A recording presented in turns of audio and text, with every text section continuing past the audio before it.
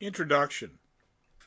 The most interesting part of this story is how the dog and the boy meet on the street. The dog acts fairly normally, being happy, being small, making up to the boy, being loyal and faithful.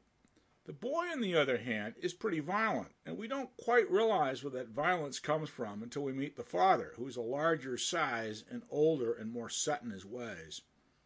And the final denouement relates to the father harming the dog. The point is that if you read Maggie, a Girl of the Streets, the room the boy takes the dog to and his family is in is exactly similar to Maggie, a Girl of the Streets. The other similarity that you'll notice is the carrying on, the yelling, the anger, the alcohol, the neighbors, all the goings on. It comes right out of Maggie, a Girl of the Streets, the tumultuous nature of tenements. And, of course, the pernicious influence upon the people who habitate them. As with Maggie, you have the feeling that the boy will not recover from the incident of the dog. This will tarnish him forever, and he too will pass on his father's bad genes and bad behavior. It's a dark story that's a wonderful vignette. It reminds you a little bit of Winesburg, Ohio, Moments, or Spoon River, all written about the same time.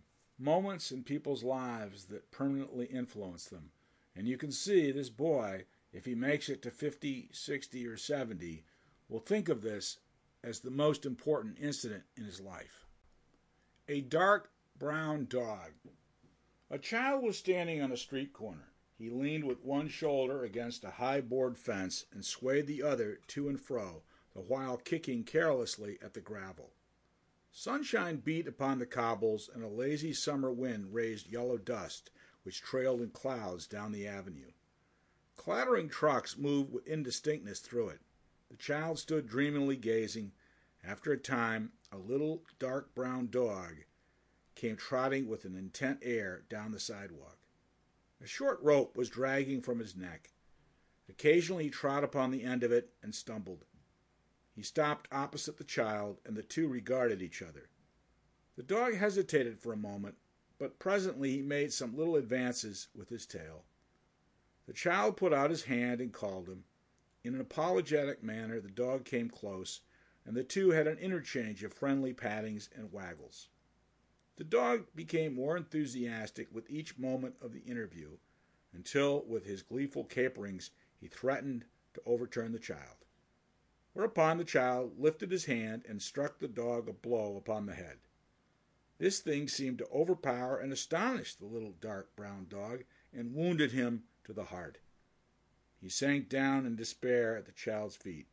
When the blow was repeated, together with an admonition in childish sentences, he turned over upon his back and held his paws in a peculiar manner.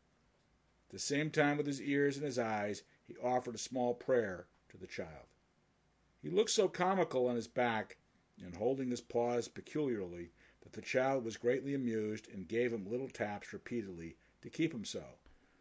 But the little dark brown dog took this chastisement in the most serious way, and no doubt considered that he had committed some grave crime, for he wriggled contritely and showed his repentance in every way that was in his power. He pleaded with the child and petitioned him and offered more prayers.